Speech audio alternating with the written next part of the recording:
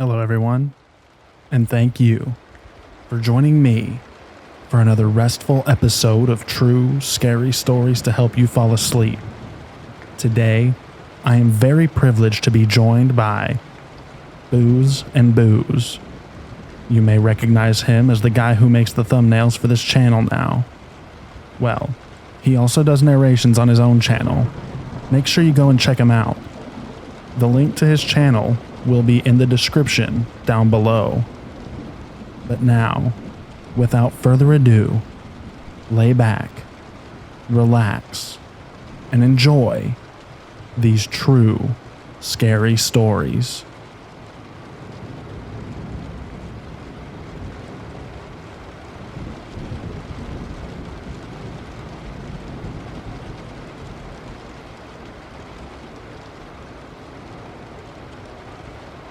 I'm really not sure if this is considered to be a paranormal story per se, but nothing else really makes sense. Let me explain. My family would go camping every chance we got. The place we'd always go had no natural predators, at least nothing bigger than a fox. My dad specifically chose this spot so us kids, me and my two siblings, could frolic through the woods without having to worry. This particular trip was during the May long weekend. There was still a considerable amount of snow, so my dad brought our ATVs and some sleds for us. It was the day after we had arrived, and my dad wanted to go on a little trip down the road we came up. I asked if I could come, and he said sure. We both hopped on his quad and set out on this little trip. I also forgot to mention earlier that we'd had deer in the area, nothing crazy, but the odd one would wander through our campsite occasionally. You could tell they had no natural predators since they didn't run away when there was humans around. My siblings and I would always manage to get pretty close to one before my parents yelled at us to stay away. And so anyway, my dad and I were a few miles from the campsite when we rounded a corner and came across one of the most gruesome sights I've ever seen in my entire life. On the side of the road were pieces of a deer, at least I think it was one. There was blood absolutely everywhere. Worse still, there was steam coming off the remnants, which meant this was a recent kill. My dad is usually a pretty calm guy, and not much can rattle him, but I could tell this freaked him the hell out. He was in the process of turning us around when this, screech came from the forest. It was so loud, we both flinched. I remember searching the forest for the source, but my dad was in the process of hauling ass back down the way we came. It could have been a trick of the light, or because I was so freaked out. Maybe I was just seeing things. But I could have swore I saw something running alongside us. Only for a second or two. I know I sound absolutely crazy, but the thing looked like a large dog before it vanished into the trees. My dad raced back to the camp, and we were all packed up and headed to a different location by the end of the day. We never did go back to this campsite after this encounter. I did ask my dad about it a couple of years ago. He said it was just because the new campsite was better than the old. Better trails and whatnot. I think he's full of it.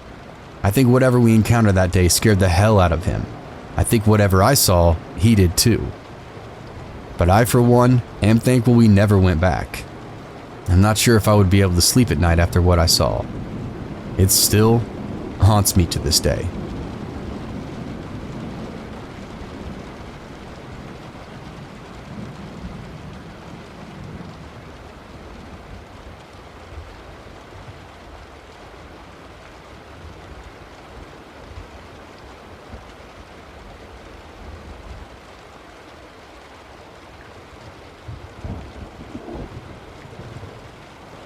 In summer of 2012, I took a job as an expedition canoe guide on the Boundary Waters in northern Minnesota/Quetico, southern Ontario. They're a massive wilderness area of lakes and land. I was working for the Boy Scouts, and we were based on Moose Lake on the U.S. side. My job was to facilitate a fun and safe multi-day trip, anywhere from 7 to 12 days out. Most of that summer was typical, but one expedition in particular still haunts me as a result of what happened to us over the course of a few days. Here is the account in full. My crew was on the younger side.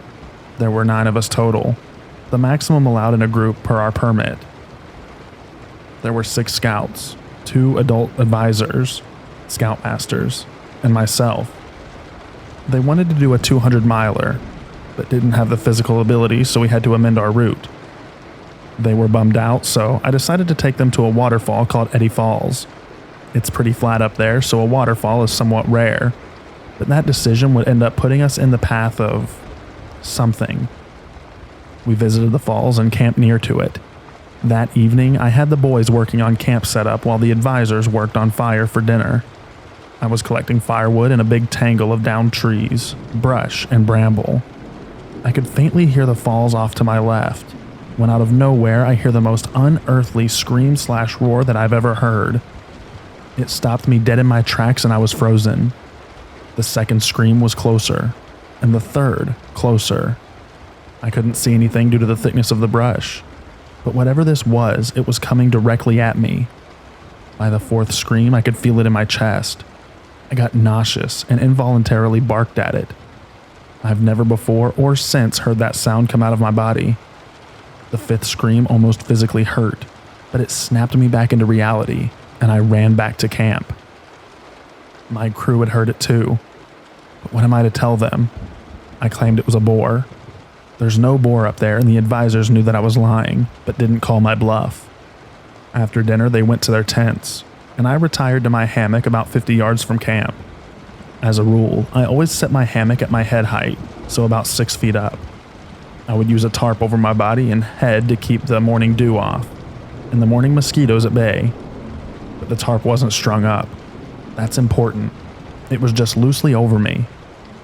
It must have been around 3 to 4 a.m. when I was awakened by what sounded to me like a woman sobbing.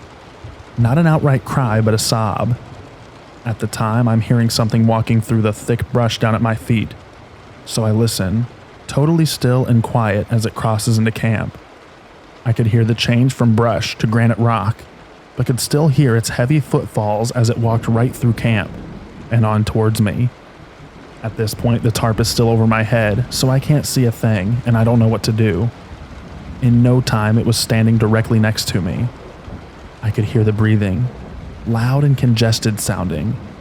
I could smell the musk. I could feel its enormous presence only inches from my body, just standing there. Time to make a decision. I suddenly threw the tarp over my head, and as I did this, my left hand touched this thing on the chest. It was dark, but I could make out briefly a very large upright figure. The hair on it was long and coarse. The musculature was impressive. Bodybuilder status pectoral is what I touched. It all happened in a second, and as soon as my hand made contact, it bolted back in the brush with immense speed for such thick debris. By the time I got my headlamp on, it was gone. My crew had slept through it all, so I read until the sun came up and decided not to mention it. The next day, we moved on a few miles towards base camp and camped on a small island. Campsites on the U.S. side are designated by a fire pit and a grumper, which is a fiberglass toilet over a deep hole. We were just arriving and it was evening. One of the adult advisors needed to visit the grumper, so he walked towards it. About 2 minutes later, we hear him yelling, and he came back running to camp, still pulling his pants up, and said that he'd just seen a gorilla run right in front of him. I asked if maybe it was a bear, and he said absolutely not, that he'd hunted bear for years and it was no bear. It was a monkey, and it was about 9 feet tall. At this height estimate, I'm imagining being back in my hammock. If I touched the chest and I was about 6 feet off the ground, that puts the head close to 9 feet up. Was it stalking us? Was there more than one? The boys are now scared. Time to mitigate. I suggest a night paddle. No one's sleeping anymore anyway, so we pack back up and set out at around 8 p.m. and paddled by headlamp for several miles. My plan was to get back onto Moose Lake and camp very near to base so we could be the first crew off the water the following day. Moose Lake is connected to Newfound Lake by a small pinch and a channel of water that's not very deep or wide. There's dark woods on both sides. We were right in the middle of the pinch when a rock the size of a basketball came flying out of the woods on the right side and narrowly missed the boat by the canoe that I was steering. There's no cliff there. This thing was forcefully thrown at us from the tree line.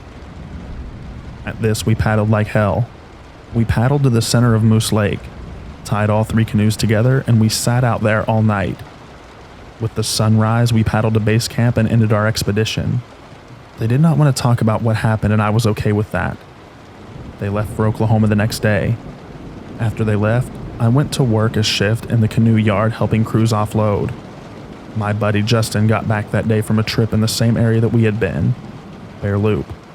And as I was helping him put a boat on the rack, I noticed he had a distant look, almost 1,000-yard stare. I asked him how his trip went, and he said, it was all good until they hit Knife Lake/Newfound Lake. He said they were being messed with for 2 nights on Knife and then had a rock thrown at them on the Newfound Pitch. Sure enough, for a solid 2 weeks after that, crews kept coming back from that area with very similar stories. One night there was a crowd of us guides in the staff lodge swapping trail stories, and these encounters came up one after another. Screams, rocks, sightings of apes. Then from the back corner of the room I hear a chuckle. It's one of the old veteran guides who'd been there for over a decade. All he said was, "It's about time somebody else seen one." I asked how long he'd known they were out there. He said he's been encountering them for 10 years. Then he said, "They talk to me." This shocked me. Like a language, I asked? No, they communicate telepathically. The less you acknowledge them, the less they'll bother you. But they can read you, and they like it when you're afraid. It's like a game to them. What happened out there is still a big question in my mind. I've always been open to the idea of Sasquatch. Their existence was never a huge stretch for me. But what really sticks with me is the way that veteran guy spoke of their intelligence and parapsychological abilities. That they can read human emotion as clear as pages in a book. That they know our species better than we know ourselves.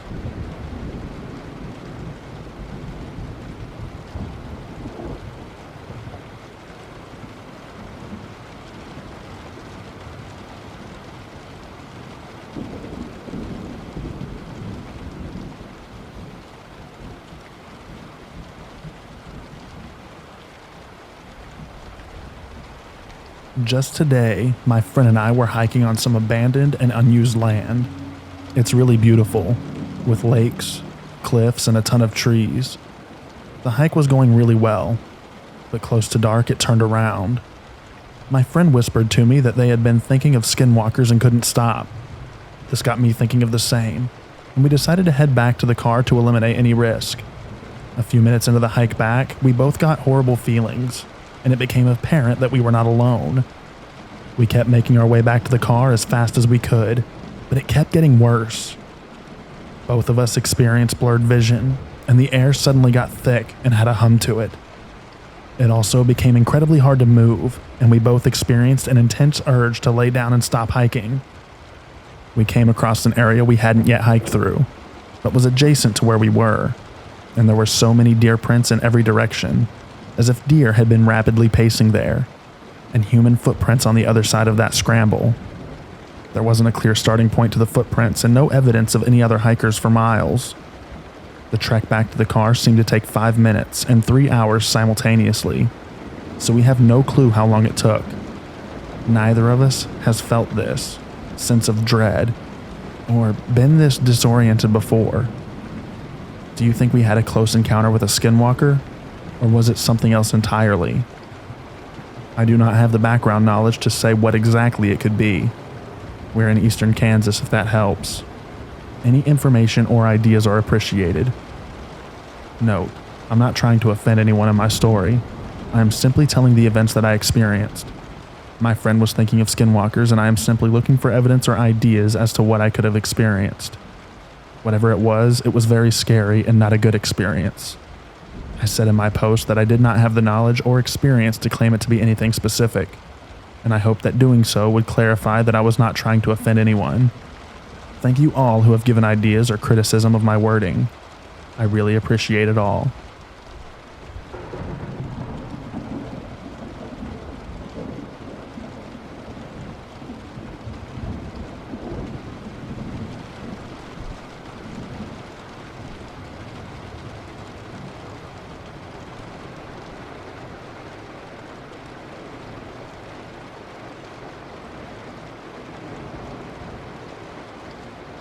My husband and I were driving through a secluded canyon when we saw a very large cave entrance up ahead. I remarked that it's too bad we can never access things like this when, surprise, there was a dirt road that turned off in the direction of the cave. We parked in a little open area, hiked across a dry stream, and started along a trail that followed the bottom of a ridgeline. This meant we were approaching the cave entrance from the side rather than straight on, and it wasn't immediately visible. We had rounded a bend that could now see the cave through the trees, when I was suddenly overwhelmed with a feeling of danger. It was a get out now, run for your life sensation. I told my husband, who later informed me that he felt it to a lesser extent, and we immediately turned back. Like a couple of idiots, we hadn't taken any protection with us, and I kept expecting an attack from behind, but we made it back safely.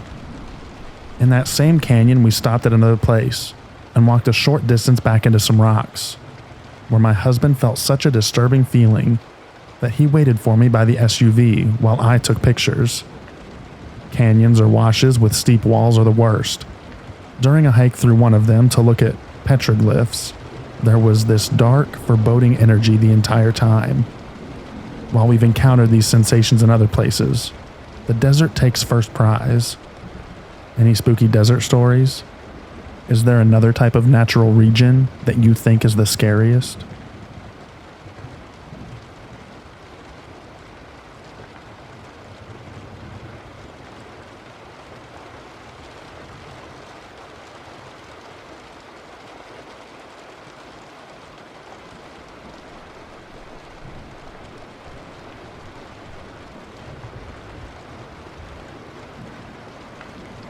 This story is, unfortunately, true.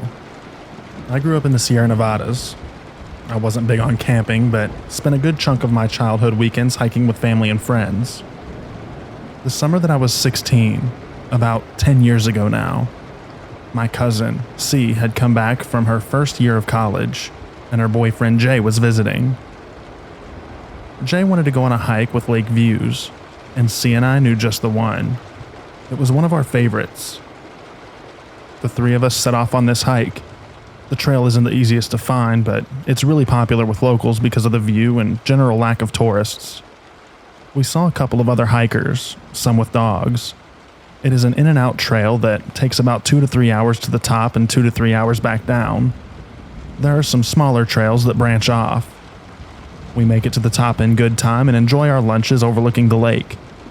After about an hour, we hear a scream in the distance. Specifically, a mountain lion scream. If you've never heard a mountain lion scream, it's really unnerving. It sounds a bit like a very loud, terrified woman screaming. This is not good because when a mountain lion screams, it's part of a mating ritual. That means that there are multiple mountain lions, and close. The bears in the Sierras are softies, but the mountain lions will attack you. They'll attack your pets. They've even been known to attack bikers. Jay was really freaked out. C and I were wary, but it wasn't the first time that we had heard mountain lions, and we had both seen them before. There was also an incident where, as kids, we laid out some expensive steak in my backyard in the hopes of luring a mountain lion to take pictures of it. It did not work, and my mother was unhappy about the steaks. C and I tell Jay that we need to pack it up and get back down the mountain. About 40 minutes into the hike back, Jay realized that he forgot his phone at the lookout in his rush to leave. Of course. We decided that C and J would hike back up to retrieve his phone and I would stay there, on the trail, to warn any other potential hikers that there are lions in the area. This is obviously not ideal for any of us, but seemed like the best choice at the time. I found a nice rock to set on by the trail and was going through the pictures we took. C and J had been gone for around 50 minutes when I heard the scream again, and it's hard to tell, but I think it's closer than before. I start to freak out because being alone is not good if the lion is nearby. About 20 minutes after that, I hear the scream again, and now there is zero doubt that it's closer. Logically, I know that lions don't scream when hunting. They're quiet. If a lion was hunting me, I wouldn't know it. That knowledge did not make me less scared. A couple of minutes after that, I hear it again, extremely close by. I'm looking around and trying to find the best place for me to stand, back covered in case of the worst. Suddenly, I see something out of the corner of my eye, standing still 20 feet down the trail, a couple of feet off of it. It's a man. He's completely naked. He's filthy. He's skinny. And he's just standing there looking at me. If you don't know where you're going, it's easy to get lost in the woods around there. And it doesn't take long, being alone, lacking food and water in the wilderness, to make people a bit disoriented, a little crazy. My immediate response is that this man is probably a lost hiker, and judging by how dirty he was, he'd been lost a long time. He needs help. I started walking towards him, asking if he's okay. I suddenly get this feeling of wrongness. I don't know how else to describe it, but the hair stood up on my neck.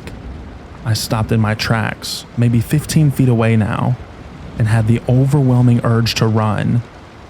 It seemed wrong. He looked wrong in a way that I can't quite articulate. Instead of wanting to help him, I'm now scared. I ask again if he's okay. He looks at me, then opens his mouth wide and screams. Not a normal scream. He screamed so loudly. Worse, it sounded just like the mountain lion.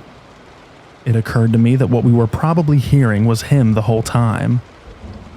It was the single most terrifying thing that I have ever witnessed. I started screaming too. Why was he just standing there screaming? Do I run? Do I get out the bear mace? Suddenly he closed his mouth, turned around, and ran into the woods very quickly. He disappeared into the trees, but the feeling of wrongness was still with me. I considered bolting down the trail, but decided to wait for C&J, who luckily arrived within 10 to 15 minutes. I told them what happened, and we decided to call it into the rangers when we got service. I've always been left with the unsettling question: did I see a mentally ill lost hiker who really needed my help? Or did I see something else? Something not human, mimicking the call of a mountain lion and stalking us down the mountain.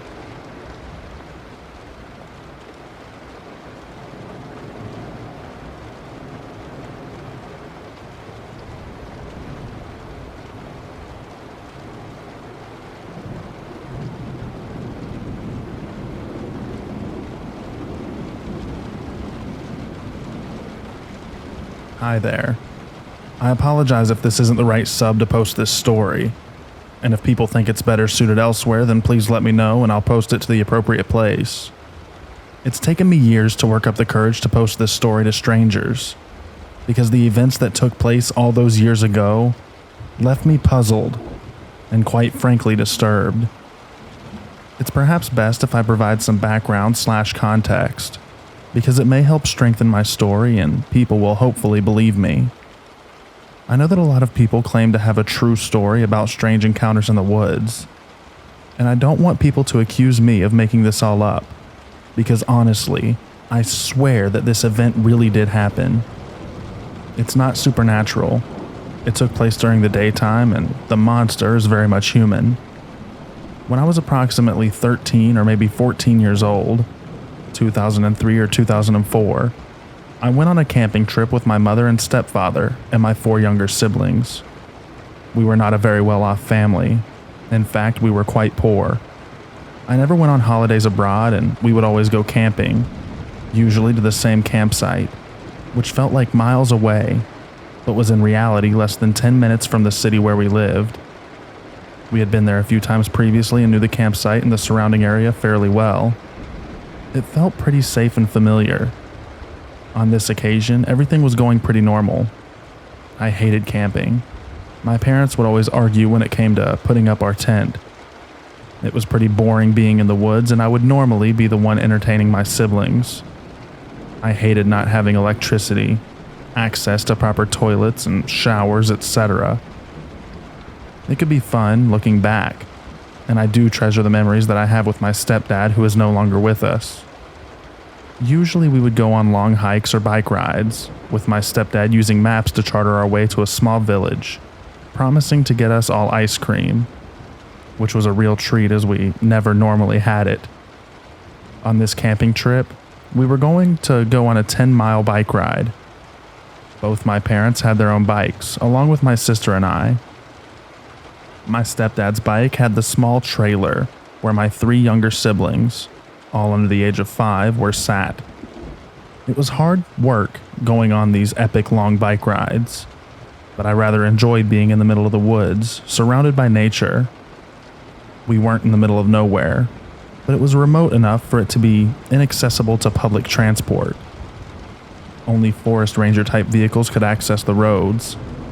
They weren't real roads paved with tarmac, more like dirt roads which were really only suited for bicycles. During all the times that we went camping, we never saw any other vehicles going down these roads. On this day, we were all cycling down this road when suddenly we hear the sounds of a vehicle coming up slowly behind us. My stepdad is in front of us when he stops and tells us to move aside to let the vehicle come past. There's a sense of urgency and confusion in his tone, as he's unsure why there's even a vehicle here. The vehicle passes us, and we are expecting to see a forest ranger vehicle. You know, like a 4x4 pickup or Land Rover type of vehicle. But instead, we see an estate station wagon type of car, with a long body and large trunk with a window at the back. In the back of this station wagon, I see several large trash bags, and it's a very strange sight. I may only be a teenager, but this is a sight that sets off alarm bells for several reasons. 1. This is not a car that is designed for going off-road in the woods. 2. As previously mentioned, we have never encountered any vehicles down this bike road before. 3. The person driving is clearly not lost, as they didn't stop to ask for directions. 4. There are big black trash bags in the back of the car that look very suspicious. What I mean by this point, they are full and tied up very tightly. We could all see into the back of the car, and I didn't see anything poking out of the bag to indicate that it was full of garbage. 5. The driver looked very rough, and I don't mean to sound rude, but he looked very mean. I can't recall his features, just that he didn't look like a friendly person that belonged in the countryside. He wore dark clothing. I think he was clean shaven and had very short hair. I wish I remembered more about what this man looked like.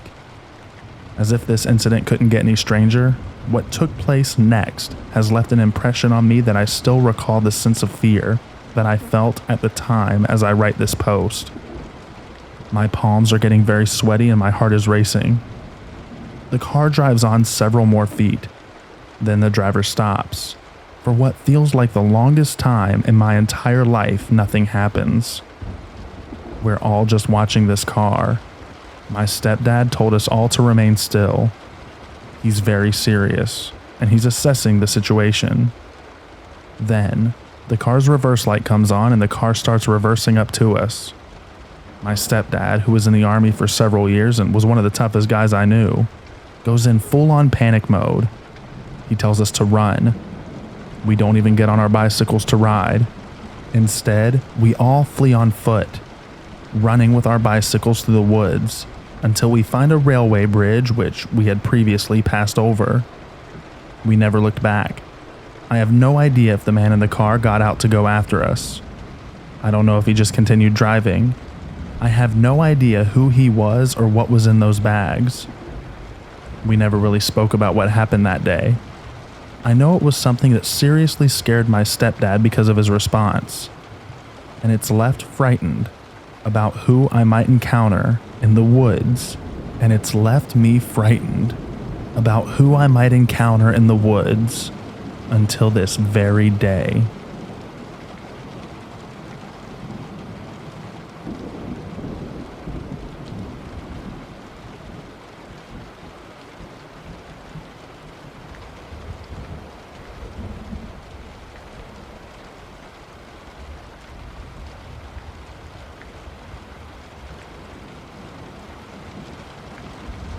In December of 2005, me and a few high school friends were back from our respective universities. We were juniors at the time and started a tradition winter break of freshman year to visit random state parks / smaller towns and explore them, along with the occasional mischief that we would end up getting ourselves into. During these one-night trips, the three of us would all sleep in the back of my Tahoe on a large mattress pad. This kept us safe from the elements and set my paranoia mind at ease, should we be subject to any foul play. We decided this year to go to the Davy Crockett National Forest area. This area has many places that are extremely rural and desolate, which was exciting because we had previously found some interesting things and abandoned structures on our previous excursions. I had used up the rest of my university printing credits to print detailed MapQuest pages for us to use for navigation while we were visiting. The drive was roughly 2 hours from our hometown, Conroe. We decided to start the trip off in Lufkin, just east of the National Forest, to eat dinner and get a few things from Walmart. After dinner, we decided to mess around and get into our shenanigans. A few hours later, we found ourselves in Crockett, Texas, about an hour west of Lufkin. We planned on staying in a campground about halfway between the two cities, so had a lot of flexibility when it came to time. We explored random roads and went in a few abandoned buildings before getting bored and wanting to go somewhere else. By this time it was 12:30 a.m. At this point in the night I needed an energy boost, so decided to stop at a gas station in Kennard, Texas, which was about 30 minutes east of Crockett. I go inside and buy a few snacks, energy drinks, and a few cans of Skull to give us some fuel for the rest of the night. With a nice buzz from the energy drink and Skull going, we decided to get a little more adventurous and venture down FM 357, south of Kennard. We came across a few Forest Service roads that ventured off into rural residential roads and other country roads. I pull off on the side of the road to check MapQuest, and match the cross streets we were at and give it to my other friend to assist with navigation. After getting back onto the road, I noticed that it's 1:30 a.m., and we all joke about how we are miraculously still awake. I decided to head down the next service road we came across. This is where things start to get pretty weird, and where parts of my memory are erased due to sheer adrenaline that I had at the time. After driving down a few more service roads and taking random turns, we get to a road that is much more narrow compared to the others. By this time, I get incredibly frustrated because it's almost 2:15 a.m., and I don't want to stumble into someone's front yard in a rural area in the middle of the night. I decided to slowly proceed down the road, when suddenly I notice a faint light in the distance. Great, I thought. Just great. I'm about to spook some random poor soul awake. About 30 seconds later, I can tell these are headlights, but they suddenly disappeared. I thought someone may have turned up ahead, but I was very wrong. About 10 to 15 seconds later, I see what appeared to be a brand new black Chevy Suburban. The second I put my high beams on it, its lights turned on and 3 men dressed in full suits jump out and sprint down the road past my car. It was almost like they were lifeless. They didn't even look at my car. As they were running past me, the Suburban suddenly shifts into reverse and conducts the fastest reverse maneuver I have ever seen. At this point, I unholster my G26 and tell my friends to grab my AR. We were all scared shitless, and I had zero clue what we were about to come up on as we drove forward. Mind you, these were the days where cell phone coverage was non-existent in many areas of the region of this state. So we had no way to call for help if something happened. As we reached the end of the road, we came upon FM 357, the same road that we originated from. How was this possible, I thought? It felt like we were just venturing further and further away from that road, and we passed a U.S. Forest Service fire station again on the way out like we had on the way in. I recently checked Google Maps for any U.S. Forest Service fire station off of FM 357, and cannot find any current or past historical data on it. The county tax assessor does not have any listings either. We get back on FM 357 and decide to book it down to downtown Crockett, as we did not feel comfortable with sleeping in a campsite after what had just happened. I have since made sure to never venture down unknown roads without referring to GPS/maps. I am still processing that short but unsettling event. Where did those men come from? Why were they in suits in the middle of the forest? Where did the black Suburban go that vanished into the night? Me and my friends still occasionally talk about this incident, and no one can seem to come up with a found explanation. The thing that bothers me the most is I cannot find any evidence of this road that we were on.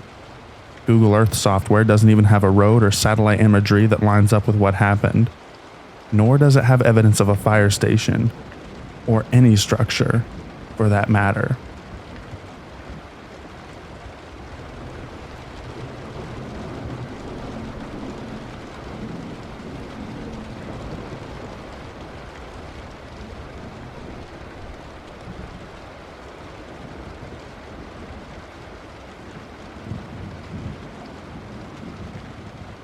It's been a while since I posted a personal account.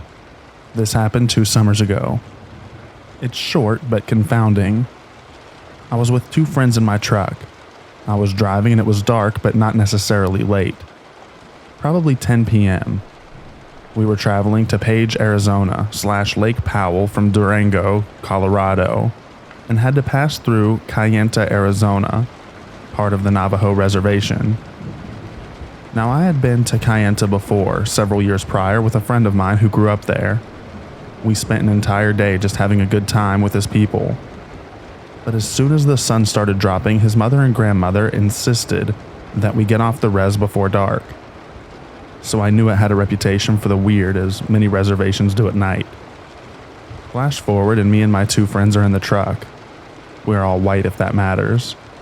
It's a long, straight, unlit 2-lane road with classic red desert on both sides in daylight. There's another vehicle coming the opposite way and no crossroad in that stretch. That's important because right before we go past each other, something I can only describe as metallic went streaking right between us at a perpendicular, like feet away from both of our bumpers. It looked to be about the size of an SUV. No lights or discernible shape, but it seemed smooth. It's a weird comparison, but the speeding bullet in Mario Kart is actually what came to mind when it happened.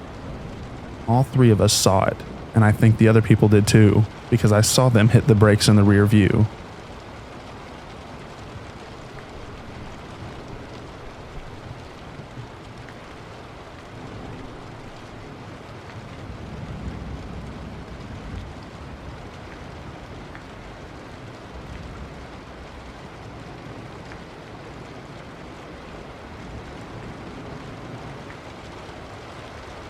This happened a few months ago and has been bugging me. I was out hiking and rappelling with a friend in the hills near Tombstone. I want to mention that I've spent quite a bit of time solo hiking and camping. I am used to hearing noises and brushing it off. Anyways, it's late afternoon and I'm the first one to rappel down. I got to the bottom, and while my partner was getting ready to follow me, we heard a noise that I would describe most like a growl or a snarl. It sounded like it was coming from the ridge up above us. If facing the cliff, it sounded like it was coming from the right side. We both looked around but didn't see anything. I encouraged him to come down and even half joked that it was probably just a bear or a mountain lion. At that point, I wasn't even feeling that nervous. I figured that once the 2 of us were together again, we would be pretty intimidating to an animal. While we rappelled down, I heard a loud crash to what seemed to be parallel to me on my left. By this point, I'm starting to get pretty scared, because it was getting closer and also had somehow gone from right to left on an exposed cliff face without either of us seeing it. He successfully rappelled down, and we both agreed that we needed to get the F out of there. We still had a steep downhill climb to the car. We packed up the gear as fast as possible. As we get our packs back on, we heard what to me sounded like a howler monkey. The noise was close, and we could still not see what was making it. Of course, it was from the direction that we needed to go. We hauled butt down the mountain and got in the car. I know that it can be easy to let the mind play tricks, but we had the exact same amount of what happened. Now, this is the part that I hesitate to put in writing, because I know it sounds even more insane, but we both heard whispering and giggling as if it was right next to us. I keep trying to explain to myself that our mind just played a trick. The first noise I could chalk up to a bear or mountain lion. Animals are stealthy and could run in front of us without us noticing. Something else could have fell from the right side. What made the monkey noises though? Why do we both feel like we heard whispering? Anyone else have any creepy experiences in Arizona? I want to believe someone was pranking us, but there weren't any other cars in the parking area. My friend believes that we experienced something supernatural. I honestly have no idea what to think.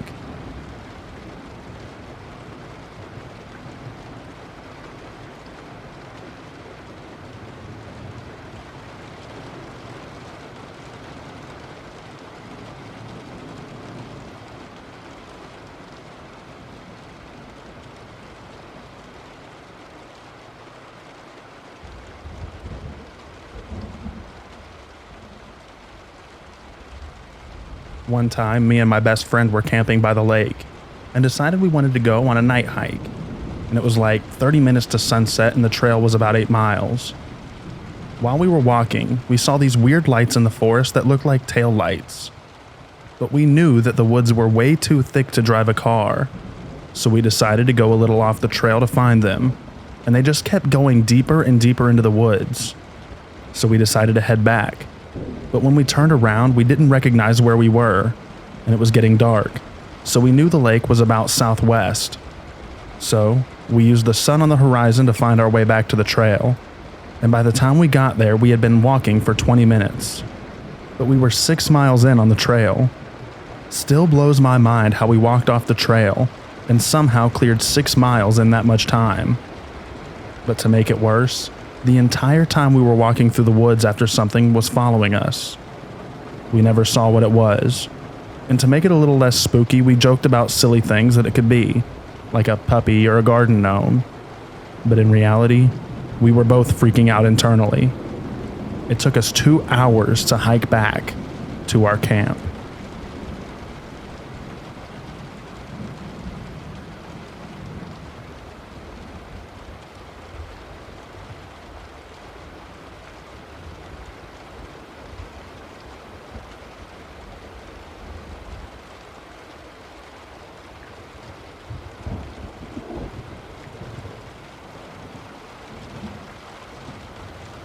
We were going camping in Western Washington. It was late and we were not going to make it to our usual campsite. So my uncle mentioned that he knew about a lake not far off the freeway. My uncle had a box truck and we were all going to sleep in it. There were about 6 kids and my uncle and father. My dad was driving an old Bronco with some of us with him. When we found the lake and we parked, us kids went to bed in the box truck because it was close to midnight. My dad and uncle started a campfire and were BSing. I couldn't sleep and was chilling in my sleeping bag listening to them. All of a sudden, we started hearing wild noises, like chanting, then sounds that made the hair on the back of my neck stand straight up. I thought Bigfoot. My dad and uncle freaked, and my dad got his pistol. They waited another 10 minutes and the sounds got louder. Then they got everyone up and we left in a hurry. I have never seen them that scared. We were all scared. I have no idea about the location.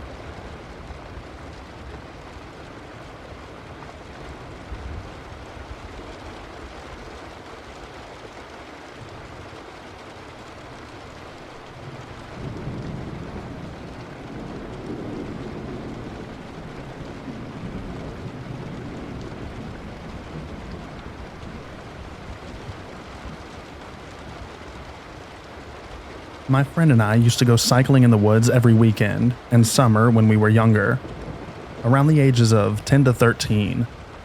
The woodland near where I live, the suburbs of London, is ancient and has a lot of history, especially with old ruinous manors from the medieval times dotted around.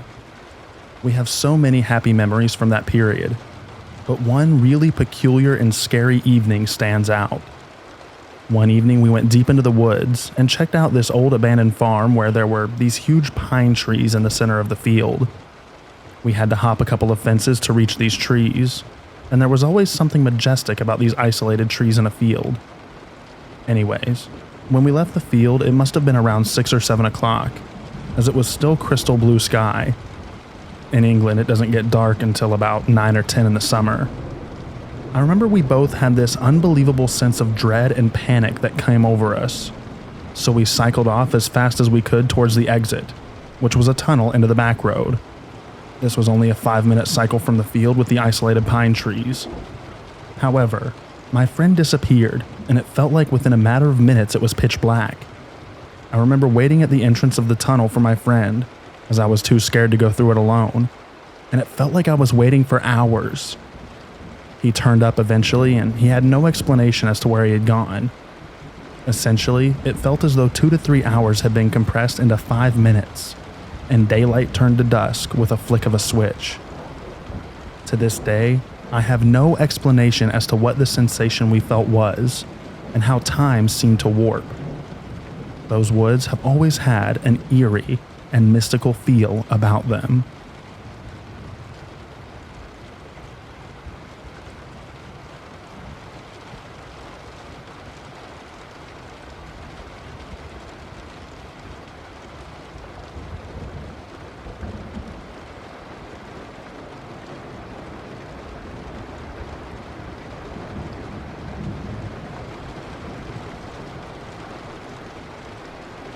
I work in a hospital in the sticks. A lot of weird stuff happens there. A couple nights ago, I was messing around killing time and walked up to the 4th floor. I was walking to the end of the hallway and I heard a little girl say, "Where are you?" I turned around and looked up and down the hall and saw no one, and all the room doors were shut. I left and walked back to my part of the hospital over in the ER. As I was walking, I passed a doctor who had his ear cocked listening for something. I asked him what, and he said that he thought he heard someone crying. I told him don't tell me that, and mentioned another weird experience I've had a couple of times where I've heard a knocking on the walls in the bathroom. He smiled and told me about a couple of different areas of the hospital that weird stuff happens in. Then he said, if you are ever over on the medical wing on the 4th floor around room 446 and you hear a little girl say, "Where am I?" or "Where are you?" I advise you to turn around and just walk on out. He told me this literally 10 minutes after I had just heard that on the 4th floor in the medical wing. I didn't pay any attention to the room numbers, but it was the hallway where that room is located. Hospitals in the sticks are creepy as hell.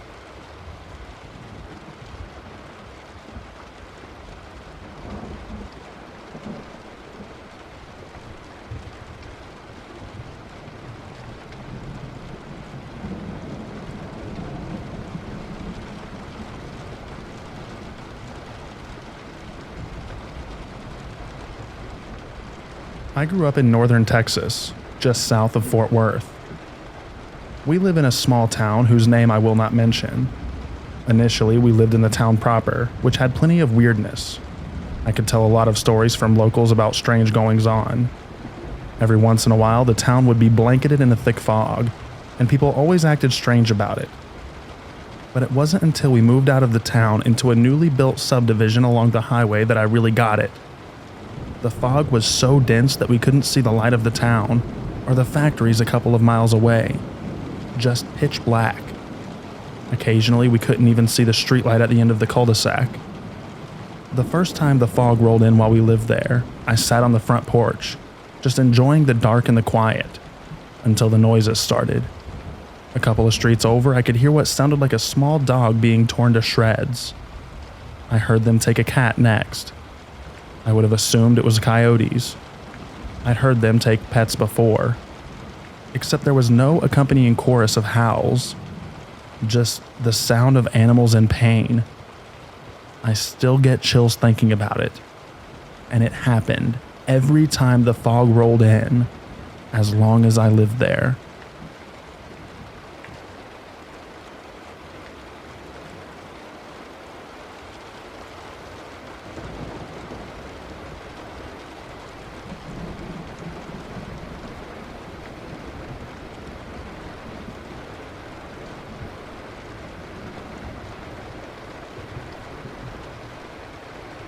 So for clarification, this was back in 2014, during the summer after The Purge came out, which will be relevant information later. My dad, little brother, 11 years old, neighbor, also 11 years old, and I, 15 years old, were staying at a cabin for a week during our summer break to go fishing, etc. On our 3rd night staying there, at around 11 p.m., some guy comes up and knocks on our door asking if we could jump his car, because apparently the battery had died while he was driving by. So my dad agreed to help him, but told us to call the cops if he wasn't back in 20 minutes, because our cabin was in the middle of the woods, and he would have had no reason to even be at that far down the road unless he was intentionally on his way to our cabin. 30 minutes pass and my dad gets back. Says the guy was asking a bunch of weird questions about how many of us were staying and such, but that he just jump-started his car and the guy left. 2 nights later, my brother, neighbor, and I are up late watching TV in the living room. At some point at around 1 a.m., a different guy shows up at our cabin, wearing the resort's logo and uniform with the resort's official car, and just stares into our cabin from the porch. He didn't knock or anything, so we have no idea how long he was standing there. But at some point, my neighbor had noticed him staring at us and jumped up and ran over to the bedroom to wake up my dad. So my dad, annoyed at this point, walks up to the door, while not opening it, and asks the guy what he's doing there. And he says he got a call from reception desk that our TV wasn't working and he was here to fix it. Meanwhile, our TV was obviously working since he saw us watching stuff on it for who knows how long. Anyway, my dad tells him that we don't need anything and he should leave. The guy then proceeds to say that we're out of toilet paper and he needs to refill it for us. Again, my dad says that we don't need any and that the guy should just leave. He continues to get ruder and ruder, asking about towels, our phones, and other stuff that he could possibly refill or fix, but eventually leaves. The next morning, we call the reception desk to report this, because this guy was obviously out of line. They tell us that they don't send anyone out that late anymore for services for the cabins, and that must have been a mistake. So they ask us to describe the guy. About 55 years old, tall, light blonde/grayish hair, blue eyes. And when we do, they tell us that nobody with that description works there. So at that point, we're all extremely freaked out and trying to figure out who the hell he was and why he was there.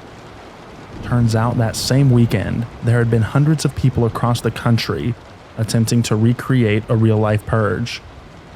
We don't know for sure if that's what his intentions were, but I'm assuming the first guy, the one with the car problem asking weird questions, was there to scope out our situation possibly. And when he saw it was just one adult with 3 kids, he relayed it to his partner, the second guy, that we'd be a good cabin to rob, hurt, etc. I'm just happy my dad never unlocked our door for the fake resort guy, because who knows why he went through all that effort to pretend to work there.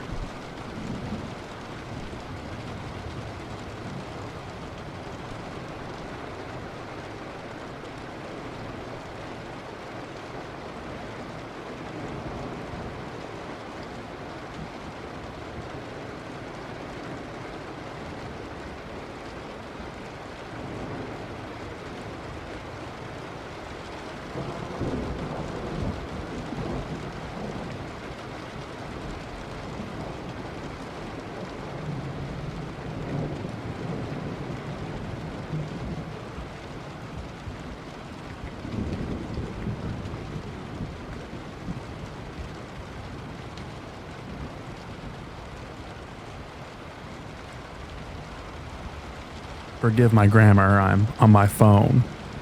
This story comes from a good buddy of mine. Goes by the name of DDoS. Maybe you've heard of him. Regardless, part of Navy SEAL training is wilderness survival, just in case they need to survive somewhere for a good amount of time before they get repocked up. Said SEAL in question was dropped off in LBL and told to survive a week. The SEAL poked around and surveyed his surroundings. He was in a small clearing with extremely thick woods in front of him. Then, out of the dense woods came an entity that defied imagination. It was a Caucasian man about 6'2", but totally naked. The thing had no genitalia whatsoever. It also had no face, like fabric stretched over a softball. What's funny is those woods were so thick it would be impossible for any human being to get through them. But this thing made it through no problem. The woods were about 30 yards in front of him. He pulled out his AR and mag dumped 30 rounds into this thing right in the middle of the chest, center mass. However, no blood or viscera came out. The bullets just seemingly passed through it. Its skin looked like a ripped paper instead of normal skin. The monster was walking towards him when it was 10 yards away, and after he was out of ammo, he threw down his rifle and pulled out his sidearm. He managed to get only 7 bullets through this humanoid's brain before the monster reached him.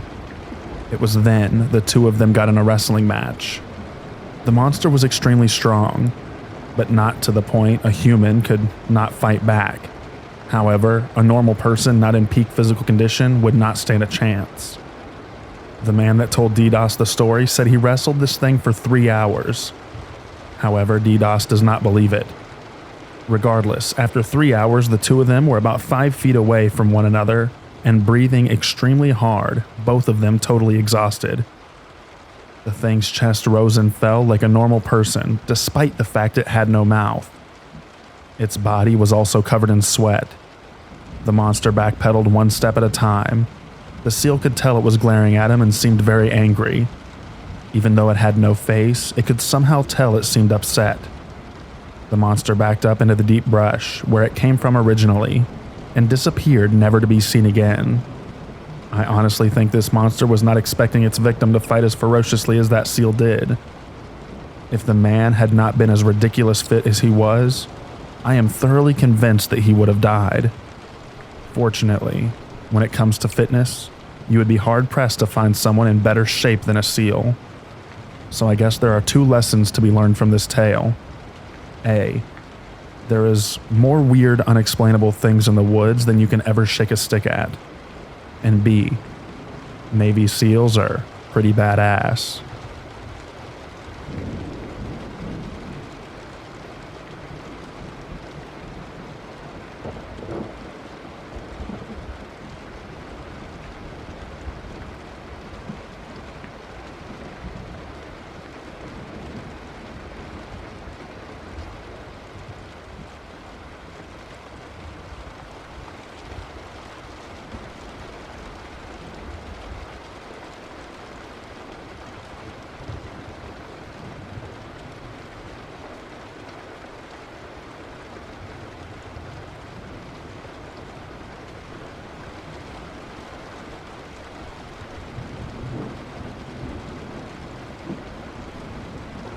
Unexplained experiences in the woods of eastern Kentucky. I am posting this mostly to try and find some sort of community or answers. I am in Moorhead, Kentucky, and have been experiencing unexplainable things while I've been hiking around Eagle Lake or near Cave Run. I'm not a superstitious person, and I'm very rational when it comes to the animals in our region. It will sound as if something is approaching, coming much closer than any animal should, and when noticed, I react, stomp my feet, etc., it stops. An unrelenting dread and overwhelming anxiety falls over me. I cannot shake it, and I know that I have to leave at that point. Each time, as I've started to leave, whatever it has charged quickly, coming much closer and essentially chasing me from where I've been. I refused to return to Eagle Lake after I experienced it the first time, and chose to go to a pretty popular area near Cave Run. The exact same thing has happened to me more than once. I have not been able to shake the feeling. I have definitely been the only one in the area on both occasions, and there have been no animals nearby. Definitely not ones large enough to make the sounds I've heard. My girlfriend has been with me on each occasion, and has heard and felt the same as me. If anyone has seen, felt, or heard anything, please let me know. Edit to add. I am not trying to claim EKY has a new cryptid or that a ghost is following us or anything. I wish I could believe it has somehow been the exact same creature exhibiting the same behavior 4+ times in different areas, but it has become hard to do so. My girlfriend and I both agree that it so clearly felt like something has wanted us gone. We both have gone out so many times and have never experienced anything like this before, or held any anxiety about going out. I carry. I'm not afraid of wild animals in our area.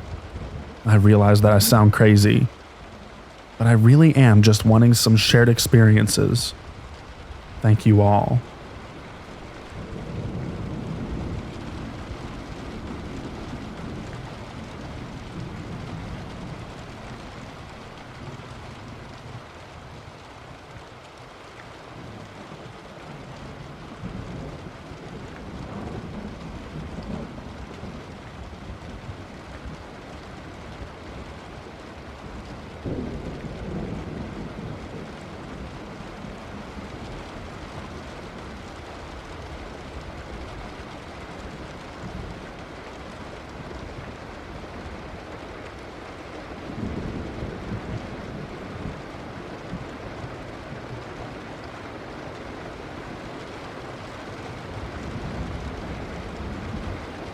I grew up in Orange County, California. Don't quit on me. But there were some real wild areas around us, believe it or not. In high school, we went out to this place called Black Star Canyon in the Cleveland National Forest. Big, densely wooded area of oak that stretches from OC to San Diego, almost to the border. Even contains Marine Corps Base Camp Pendleton. Anyways, we had been told it was haunted growing up. Turns out, true story, there was a tribe up there that it was slaughtered in the 1800s by hired fur trappers because they kept stealing the Mexican ranchers' horses for meat. Enough said for a bunch of dumb high schoolers. So we planned a night hike to this place. My friends and I did stuff like this all the time, but I consider myself pretty skeptical, and luckily most of us were pretty level-headed. This area is pretty known for the mountain lions too, so we were all on guard and in agreement to turn around at any sign, even if just one of us wanted to.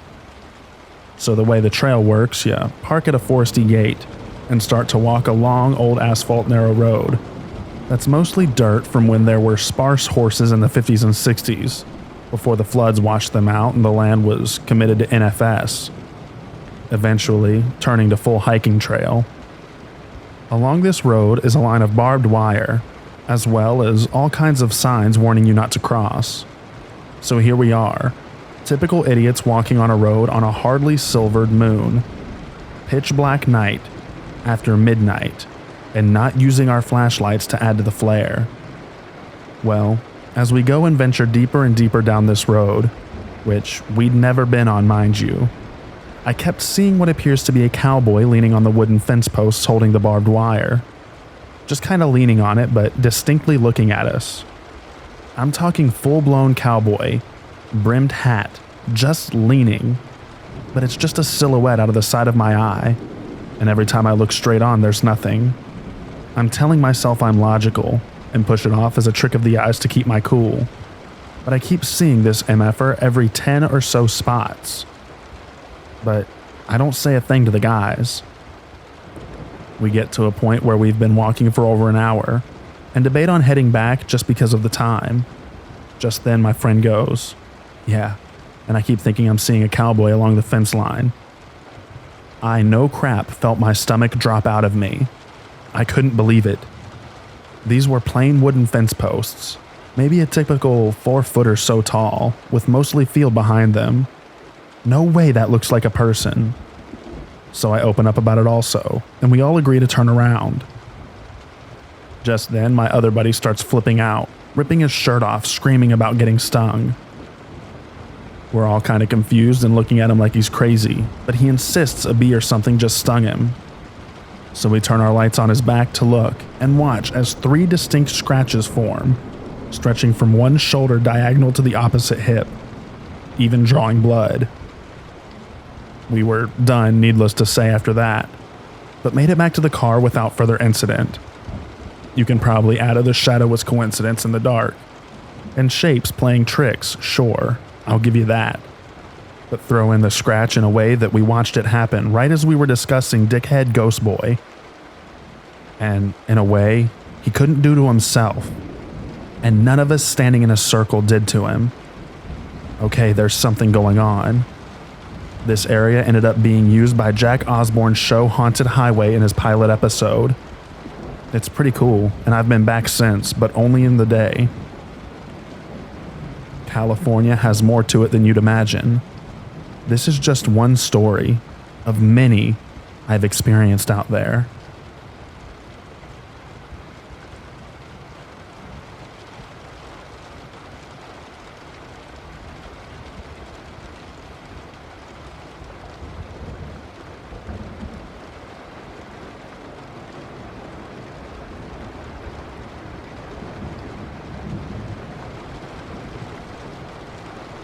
Flashed at the edge of the lake.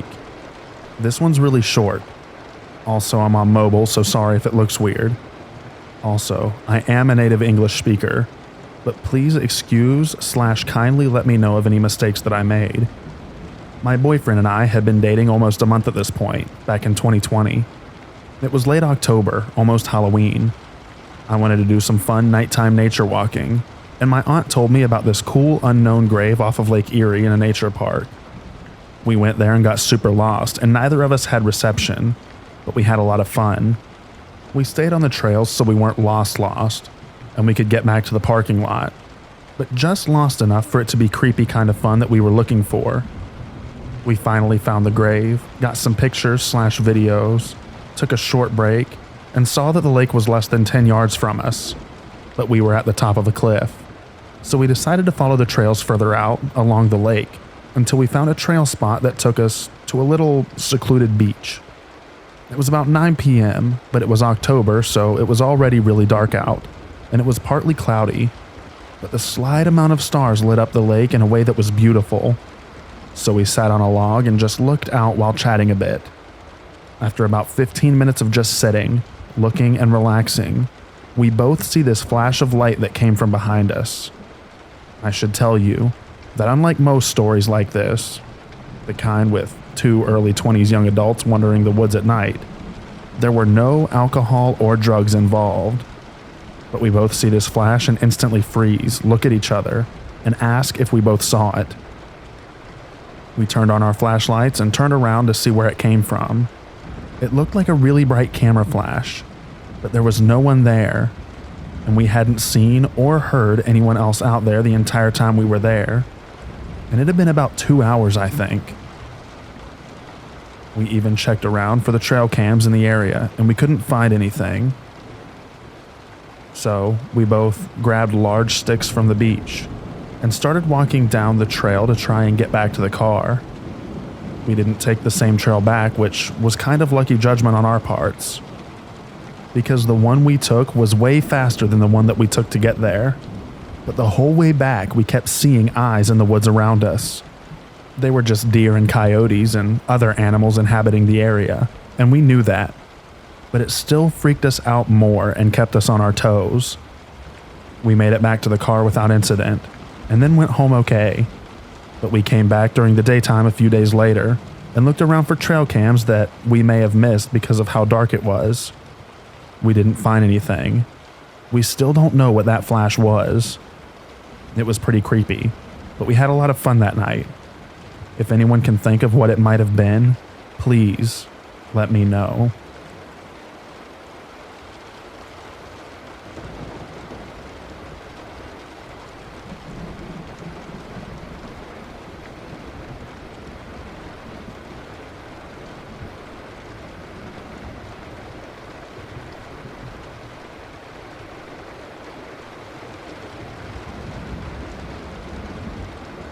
A fox hunter's story. This is a story my aunt told me years ago. My aunt and her family lived in a very rural and backwoods area of Lincoln County, West Virginia. She said that her father would go fox hunting periodically. He and other men would travel up into the mountains to their camp. There, they would let their dogs run, chase the foxes, and spend the evening talking and telling stories among themselves. My aunt had many siblings, and that was not uncommon back in the 1950s in backwoods West Virginia. Her mother decided that she would walk with several of the younger children up to her husband's, my aunt's father's, camp. My aunt was one of the party. She said that they walked a long way back up to the mountain and spent a few hours relaxing and spending time with her dad. The group had such a nice time that they didn't realize that it was getting late. My aunt's father gave his wife a lantern in order for her and the kids to be able to see on their long journey down the mountain. As the group left, the light from Fox Hunter's camp eventually faded out of sight. As they walked on down the mountain, her mother noticed a small ball of light about the size of a football coming down the mountain behind them. Thinking it was her husband needing something, she and the children stopped on the trail to wait. As they stood there, the light slowly made its way down the path and into better view. My aunt said that the closer it got, they could see that it wasn't a lantern, but a ball of light floating about 3 feet from the ground. She said once her mother realized this, she put the children in front of her and told them to run as fast as they could down the old trail that was cut into the mountain. My aunt told me that they all ran as fast as they could down the hill. She said that the faster they ran, the faster the ball of light moved. My aunt said that they finally got to where their home was and ran inside and locked the door. According to my aunt, they were all terrified. When they finally got the courage to look out the window, they saw nothing.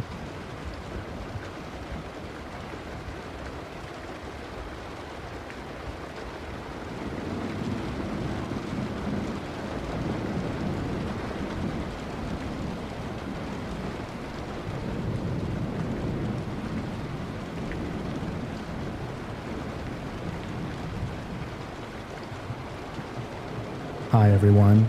I've been reading some stories and it awakened a memory that I have from a few years ago. I went to the San Luis Valley with my mom to visit all of the sites where there have been a lot of reported UFO activity. We got lost trying to find one and ended up on the side of this mountain close to the sand dunes and the Snippy site. It was a nice drive up, and we stopped at a pioneer cemetery to eat some lunch and to try and figure out where to go next. I'm not sure why there was one so far out of the way of everything, but it was interesting to say the least. The instant we got out of the car, the mood was just off and it felt weird. It was the middle of a sunny summer day, and I kept getting chills and a prickling sensation at the back of my neck, like I was being watched. It was only after about 10 or 15 minutes that I realized that there weren't any birds at all.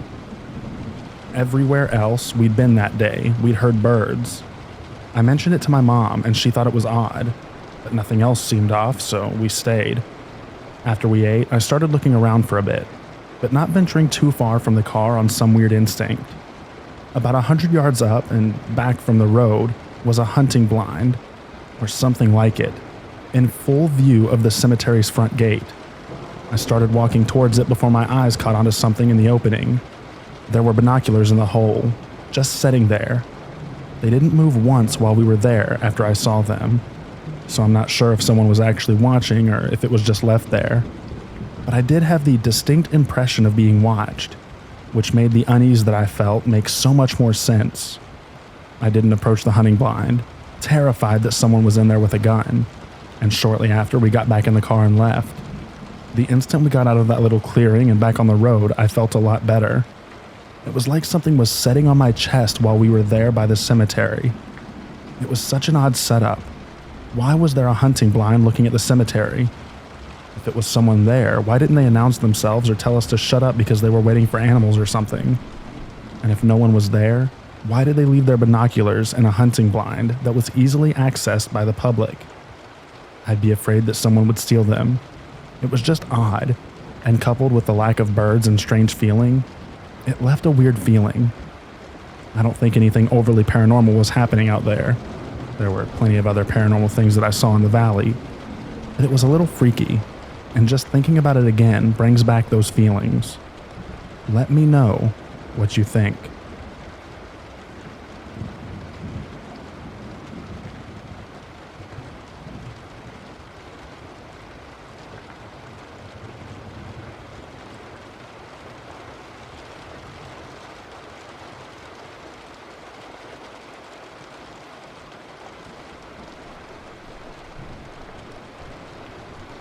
I debated whether or not to talk about this, as it's a super short blip of time and I didn't see anything. But I ultimately decided that maybe I could find some answers to what could have made this noise. My husband, 28, and I, 25, stay in a small town that borders the massive redwood forest. We are about 15 minutes or less from the trees of mystery. We live on a street that was built in the middle of the forest for whatever reason. There are two large patches, maybe 5 to 15 miles, one of which has a small forest bridge that connects to an even larger forest on either end of our street. I will also say, we tend to be night owls, preferring to stay up late and wake up late. So getting to what happened, my husband was getting ready for bed while I sat under the covers. It was a nice cool fall night after a hot day, so I opened the window to just curl up under my 5 blankets with the wonderful fall air on my face. While laying on my phone, not asleep yet, I started to look up the next full moon, just because I like that sort of stuff. I was surprised to find that the moon was at 100% tonight, so I looked outside my window from the bedside and confirmed the amount of light on the ground outside on our street, which has no streetlights since it's an old street, was very well lit in a bluish moon-toned color. I was kind of like, oh neat, then set down my phone. I like to wait for my husband to get into bed before I start falling asleep. I don't know if it's a comfort thing or not, but I usually can't sleep well in bed unless he's near me. I was wide awake, sitting there for about 2 to 5-ish minutes, listening to the crickets outside when I heard a man scream up my street. It sounded like it was coming from 2 to 3 doors down, near to one of the edges of the forest. At first, it was just a fearful scream, but the more it continued, the more I realized, oh, it's just a silly guy making a fake scream. Why? It's 2 a.m. But the scream went on for far too long, and then at the tail end, it went from silly fake man scream to a deep, gurgling roar. Similar to, I don't know, when someone is transforming into something in the movies. But at the same time, the first part of the scream didn't sound real, like it was forced or pretend or just to pretend to scream. I don't recall whether the crickets went silent or not, by the way. I just know that I was no longer trying to listen to them after hearing that crazy noise. I've wondered, Sasquatch? Werewolf? Dogman? Some other creepy critter all the way to a person doing it. But no one could go that deep or that long of a scream. Plus it echoed and felt like live sound, not a speaker system or something like that. I've gone through every possibility. Has anyone else experienced something similar to this? Or even know what it could have been?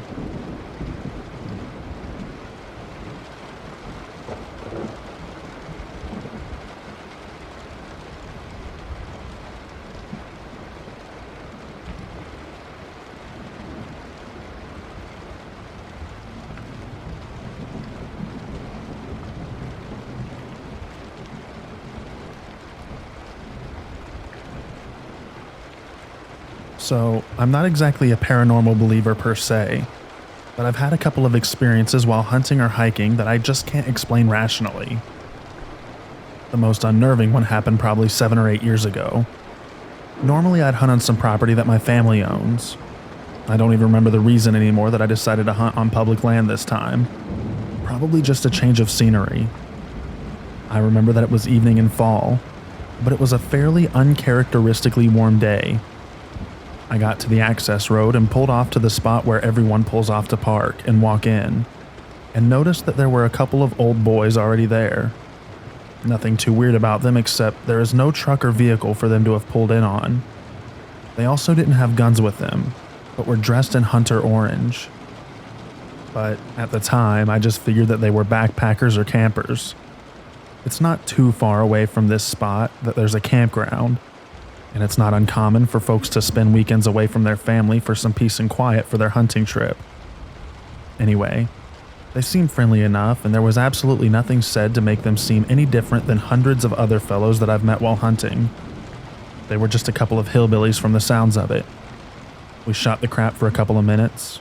They took off, and I sat on my phone for a bit trying to give them a head start, because I was afraid that they'd drive off the squirrels. Except I clearly didn't wait long enough. Probably like 10 minutes up the trail, it curved to the left, but I heard noises coming directly from ahead. It sounded bigger than a squirrel, but I also like seeing any sorts of animals, and it didn't sound too far off the main path. When I crept off the path, the ground started to drop, so I was able to look down and see my new pals, but not acting right at all. This is gonna be hard to explain without a visual. They just weren't moving like normal. Their movements were jerky, and it's almost like they'd forgotten that things like knees and other joints were able to bend. I didn't stick around long, because frankly, it was effing terrifying. I backed away slowly and quietly to the trail, and then hauled butt back to my car.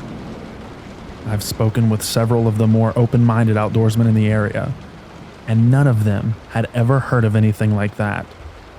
Drugs were the most common theory that I've heard, and I know that that's a logical assumption.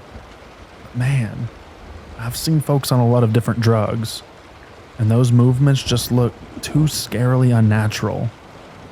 I've done some Googling in the years since for similar incidents in my area, but have yet to find anything that sounds like it.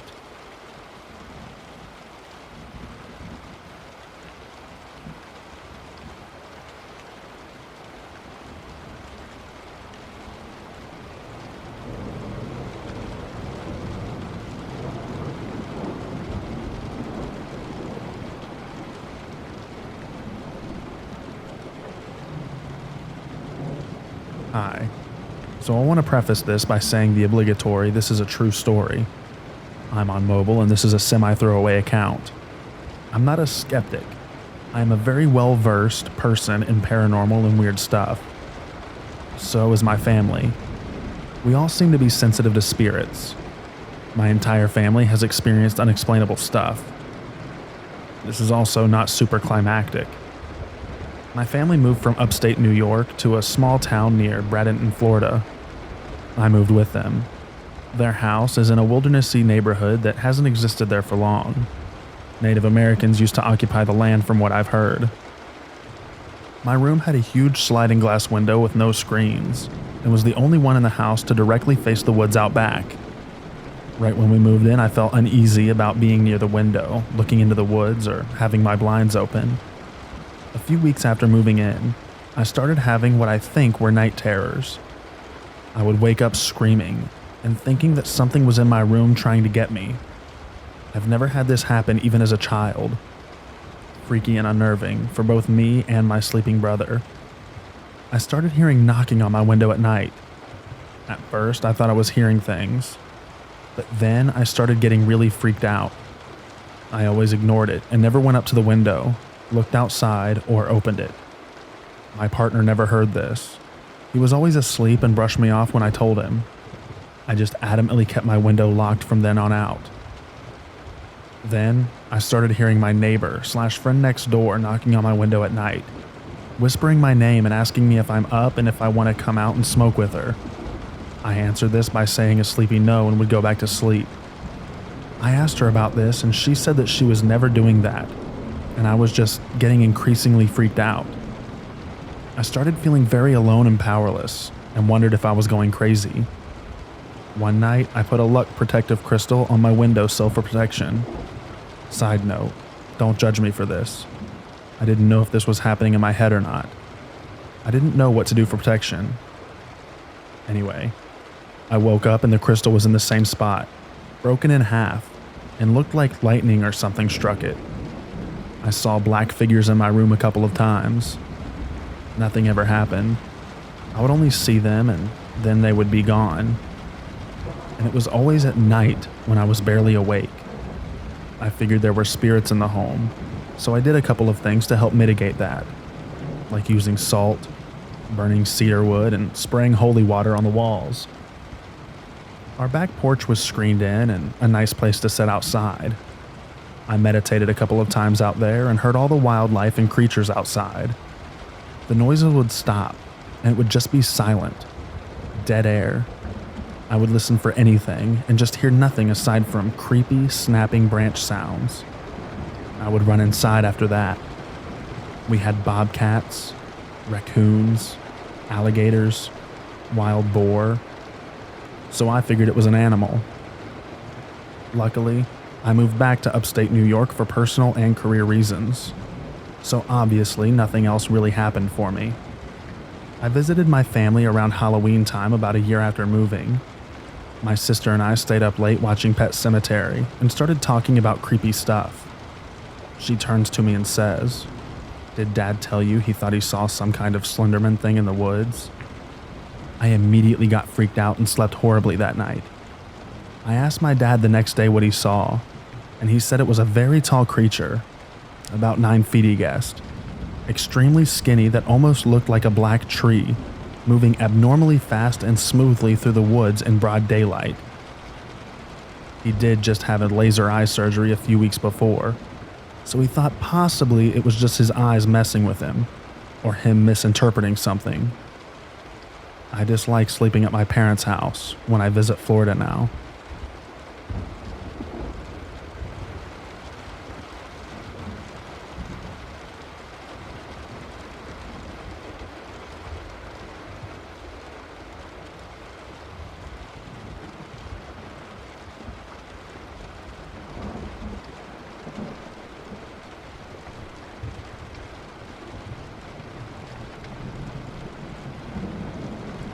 I heard an unnatural scream in the forest, with some strange context. So let me describe how the woods are shaped. I was in the same woods that I talked about in my old post, the Friendly Woods. I talked about it in past tense in the old post because someone had bought our house, but I am still living here. I'm about to move. It's about a half a mile long and about 150 yards thick between some houses, and not a very busy road.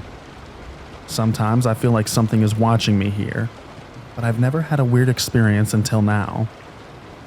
Anyway, I'll get to it. Over the last weekend, I wasn't in the forest, as I had some work and was overall too busy to go out and spend some time alone. Last Monday, I walk into my little camp, and I find it trashed. A makeshift bench I made was wrenched apart. It was originally nailed together. A sign and a signpost saying camp and my name was cast over 15 feet from where it stood. An entire wall of a cabin I made was torn down, and some guidelines holding the tarp on top in place were cut. There was no storm over the weekend, just a little rain if I remember right. Strange, I thought, but maybe some teenagers or a neighbor decided to vent some frustration by wrecking a camp. The damage wasn't that bad and I fixed everything. Today I was splitting some wood and carving it into pieces for a game that I play with some of my friends. And I take a break and text a friend of mine for a bit. We talk about the forest and I tell him that the forest I was in is not scary and that I feel safe there. Just as I press send, about 50 yards behind me, hidden behind a hill, I hear a terrible scream. Not a fox scream. I've heard those. Not human, but more like a woman being murdered crossed with a car screeching to a halt. But not either of those. I turn around and grab a knife off of my belt. That was strange. Just as I tell my friend that I'm not afraid, I hear a scream. Just wondering what y'all thought of that. Maybe I had my mind on skinwalkers and my brain misconstrued some sort of normal noise. I don't know.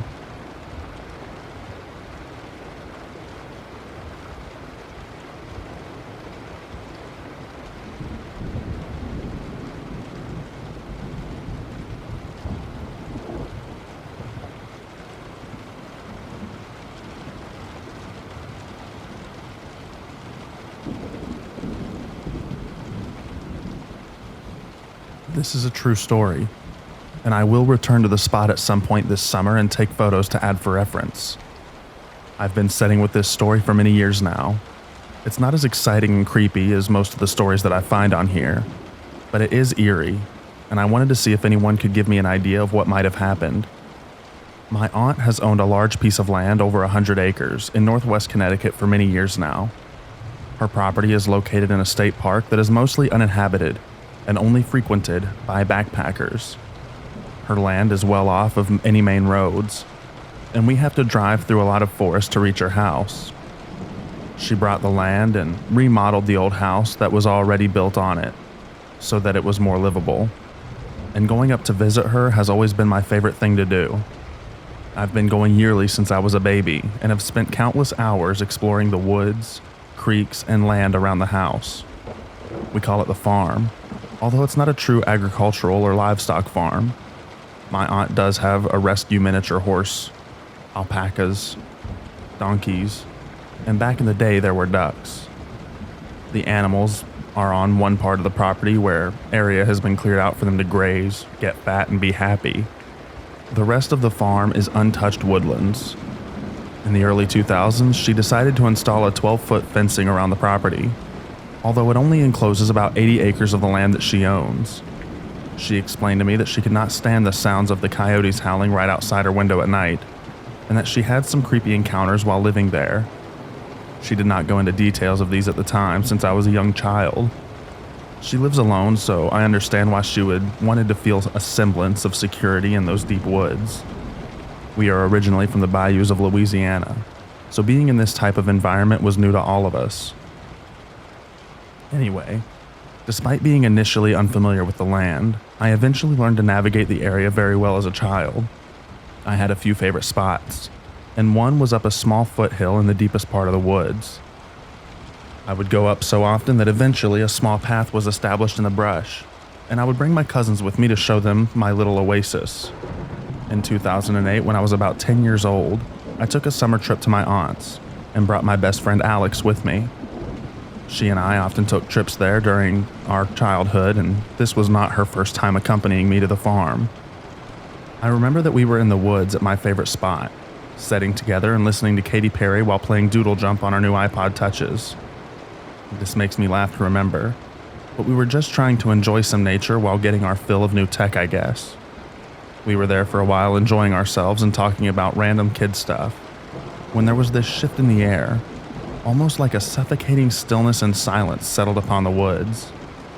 I paused the music and looked to Alex, who was already staring at me with a concerned and worried expression on her face. We stayed still and silent for a minute, tilting our heads to listen to the woods and search out any of the familiar sounds that normally crescendoed day and night across the farm. There were no birds, no summer bugs, and the trees almost seemed to stand frozen in place, as if the light winds that normally rustled their leaves left us completely. It was a vulnerable, terrible feeling, and I knew that Alex felt it too. Then began the sound of footsteps coming from even deeper in the woods. It took a moment for me to determine what the sound was, but the distinct rhythm of weight being picked up and put down on leaves and brush was impossible not to notice. It was bipedal and heavy, and was coming up towards us from a steep slope down the side of the mountain/foothill. I remember thinking that it was impossible for a human to move so easily through that part of the woods, since it was very thick with growth, fallen branches, trees, and rocks, even making it hard for an agile small child to navigate, let alone a large adult. It felt as if the woods lay still in wait while these footsteps made their way swiftly up the steep incline towards us. "Do you hear that?" I asked Alex in a whisper. She nodded. "It sounds like footsteps," I continued. She nodded again, looking like she was about to burst into tears. I took her hand and began running down the makeshift path with her, trying not to fall or let her lag behind me at all. We did not stop until we reached the house. I don't think we told anyone that day because we were just too shaken to even comprehend what might have been out there. The next day, I asked Alex if she would go back out to the spot with me. She was hesitant at first, but eventually agreed and said we could go look for signs of another human. We made our way back nervous, but determined to discover what had invaded our little sanctuary. When we reached the spot, I looked down towards the direction we had heard the footsteps. I think I even slid down a bit to investigate passable indentations in the brush and leaves. I did not go too far because I was about to lose my nerve, and I hadn't noticed much anyway, so I quickly climbed back up to where Alex waited nervously for me.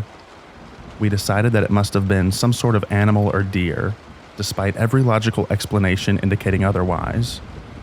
I knew what deer sounded like, and that was not a deer, but I wanted to forget and have fun again. We took our iPods out and began the same ritual of relaxing and playing games while chatting about nonsense. It seemed that things were back to their natural order again, so we quickly forgot about the terrifying experience and let our naive childlike wonder take over.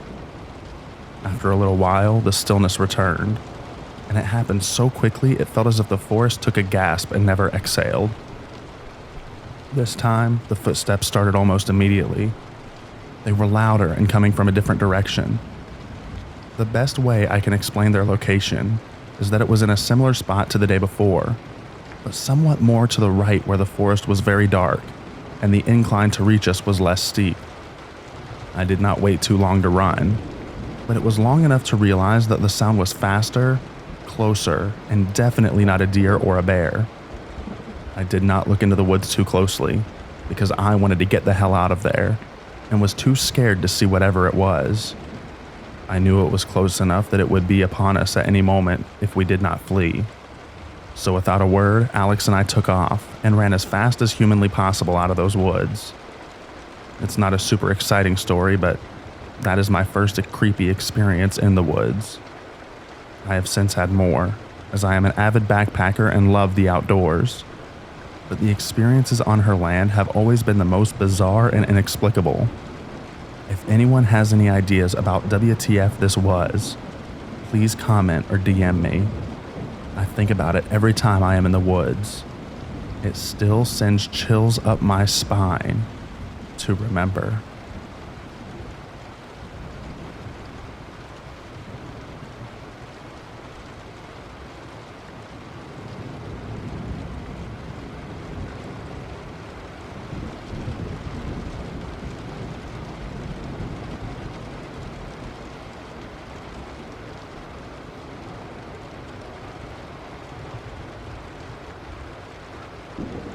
All during my childhood up until recently, I had thought that ghouls were just spooky, imaginative, scary monsters that would come out on Halloween night.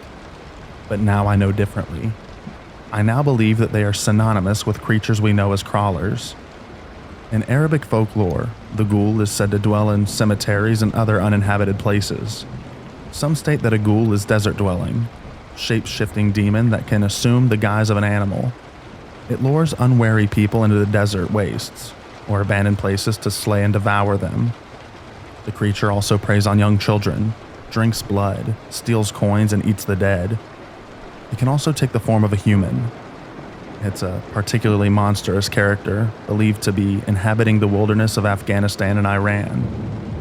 The Galu demons were known to be part of the underworld, and were thought to carry their victims off to the land of the dead to devour them.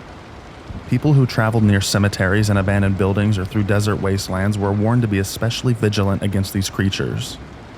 They were thought to be bipedal, though with a hunched form, and were known to crawl, and sometimes run, on all four limbs like an animal. I knew there was a reason why I kept warning people to stay away from forests and surrounding areas. Since we have fewer deserts in the United States, these creatures are frequently encountered in wooded areas in addition to cemeteries. After years of research, I've come to the conclusion that crawlers are actually demons, interdimensional demons.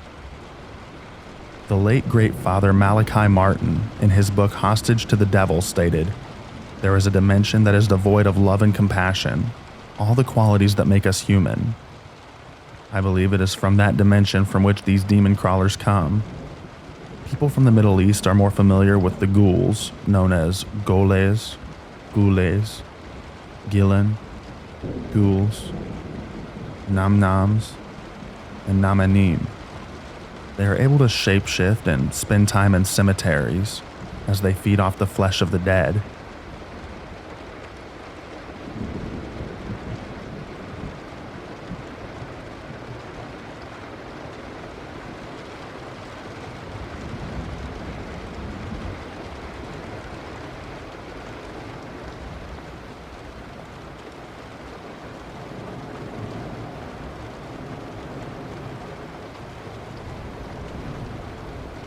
I go hunting in southern Illinois on property that my family owns.